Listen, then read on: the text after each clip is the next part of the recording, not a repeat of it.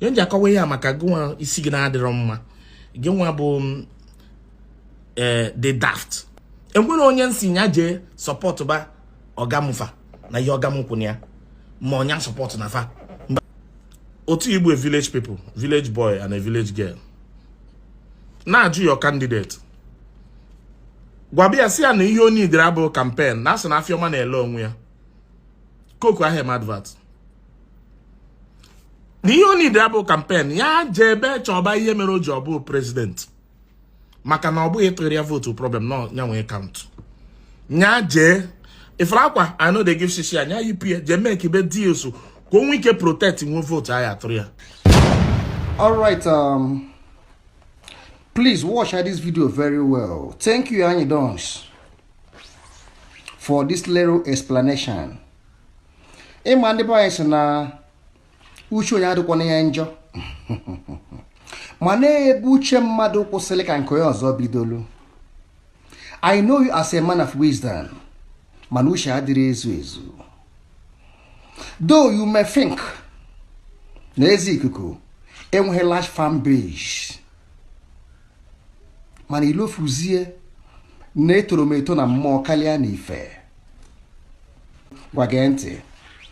Anyidons ikwuru here wee sị na ife imenu na vidiyo ahụ imelu bụ ebe ọ bụ na ndị Yoruba bụ Tinubu fa firi n'orufa wee nala anya ọchịchị na-achị anyị nke anyhow ngwa ha chibazie na before ha achọ anyị ọzọ na ha ga-abịa yụọ anya beg before anyị nwa atọ elefe akwụkwọ.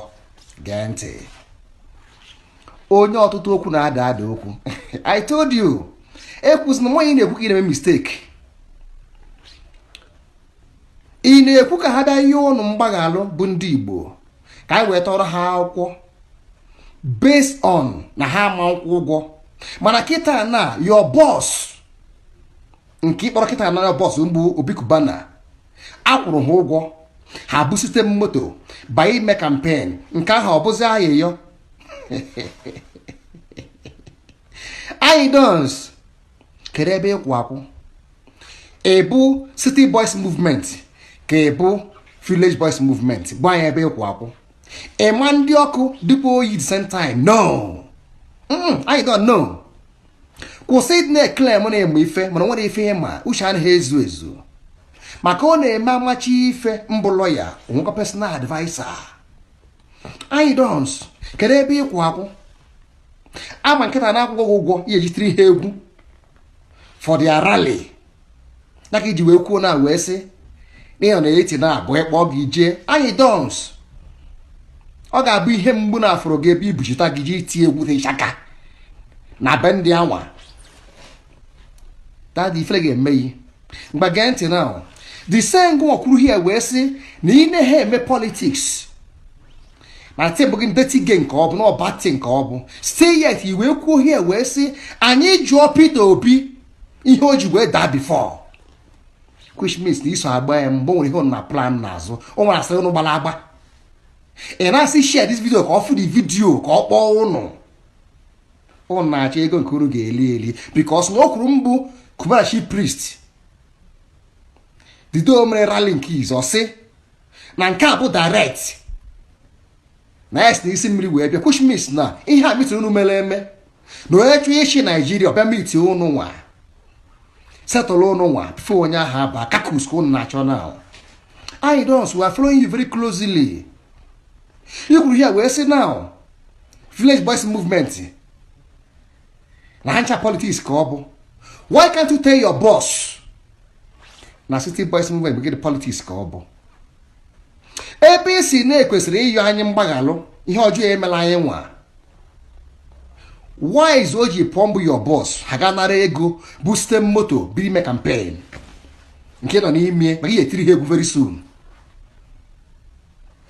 Enwere m ajụ ọzọ na ịnọ hie na wee na-asị anyị nwa kedu shọ Peter Obi dị na ga-enye tiketi ka shọ ọ dị na eru5 na nwa ha nọ n'opposition party na kwankwa sofa nọ n'isi ma Atiku nọ n'isi karịa anya nwa. My brother, So because na nne gị amụghọzi mma ịma nsozi wee jee afịa ya na-agbalị ọsọ. So because ị na-efil na mma gị adịghọ mma ịpụta n'ihu ọha ịfụzie mma gịzi je ezozi onwe gị ezo. So because ị na-eche na Peter Obi enweghị that force to stand against these people, unu pụzie ebe azie gịnị Tinubu gang. Anyidons, who is fooling who? Anyidons, more ị na-ekwu ka ị na-emebi onwe gị. My brother, ebe ahụ nọ pụta ebe ahụ nọ ozugbo ozugbo ka ị na-eti egwu anyị na-asụ gị egwu na we love you. Anyị magasị our brother abụkwana a prodigal son n'aka ndị Yoruba na ndị ugwu. Gee ntị, ime 20 video you must do 20 mistakes. Gwa ndị Igbo na ka ebe ịkwụ akwụ ka ọ ji ọ bụ na-ese na ịkwụ họ na City Boys Movement mfu gị echi ebe na-etiri ha egwu anyị atụwa gị okwute. Ọ bụrụ na ese na ịkwụ họ na Village Boys Movement anyị fụ gị echi ebe na-etiri ha egwu anyị abụọ gị asọ mmiri. Ọ ga-enwe ebe ịkwụ akwụ. Ịma nsị m na idi oji dị ọcha okwu aghụghọ ọ sabotu atọk. Ihe a gịnị okwu sabotu a ọ ga-asị mgbe sabotu a I love Peter Obi, I love Tinubu, whoever win I follow him. Is a saboteur. In Biafra land I have to saboteur. Keta now ị na-akọziri anyị ihe ga-eme ka anyị nwa hapụ ifolo Peter Obi ma ọ bụ onye Igbo. Gee ntị akọrọ gị akọ tata. Anyị nwa tata adịghị eme politics. Anyị na-eme ihe nwanne ọhịa anyị na-eme. No politics na Igbo. Anyị na-akwere onye be anyị na-ejeni whether ma he win or he fail or he didn't go at all, we don't care. Bi nọ nwanne anyị ka ọ bụ anyị kwere azụ. Oti ọ dị mbụ onye ndu na Nnamdi Kanu ọsọ kwa ya na-efu ọhịa anyị soere azụ. No wonder unu ji wepụ mee meeting pọ na Nnamdi Kanu afa unu jue ịma why unu afụgodat na asnop terrorist unu gba ọsọ maka gịnị ọjọọ ha na njọ unu agba ọsọ mara mma mụ na-elibe. So because now na group gị ọ gaghị ha bụ Obi Kubana ma nke ntụntụ afọ bụ chief priest fa anọkọ n'ọnụ wee mee meeting gbakọ wepụ agbazie ụnụ mbụ ndị Awụsa na-enye ụnụ ego na ndị Yoruba wee si ụnụ na Peter Obi enweghị chance to get ticket from this party. Ụnụ ncha gbasie ọsọ ichere ya gba ọsọ ya gba ọsọ we don't care. Anyị ga-esogide fa ruo mgbe ọ gwụrụ. No vote for your masters na ala Igbo. Unu ga-ada kpọtara ukwu na ala ego aha akwụrụ your boss ha kwụọ back na ya ahụ ụfụ. Who is fooling who? Okay, na-akọsịrị mụnwa now na onweghị ndị bara ọchịchị ihe dị mma. But why are you voting and campaigning for Tinubu? Ebe ị mara onweghị bara ihe dị mma. Ọ ka mara nwanne nọ ebe ahụ na-ezu ohi akwụme n'azụ. Ọ ka mma na onye Igbo nọ ebe ahụ na-ezu ohi akwụme n'azụ. There's another point you raise here. Is your Peter Obi gbanwe ihe afọ maka gịnị ị na-atụ n'egwu ịkpọ afọ ka ọ bụrụ onye rụrụ arụ maka ndị grupu ụnụ anaghị akpọ ndị ahụ afa mana ị na-akpọ ndị nke ọzọ afa ihe na-eme ego Anyidons. Then now iwe kwụsie wee sị atụchala ya akwụkwọ can he defend that vote?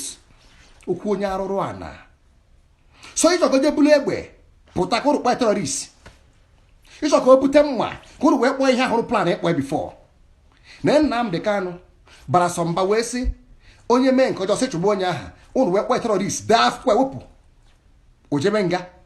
Now ụrụ chọ ka Peter Obi kwuo ụdị okwu aha ka ụrụ wee yuzu ya against nyanwa wee na-elu ya ọma mme. Wisdom is the key, language is the voice. Anyidons, forget he plays tricks in a play. Where do you stand?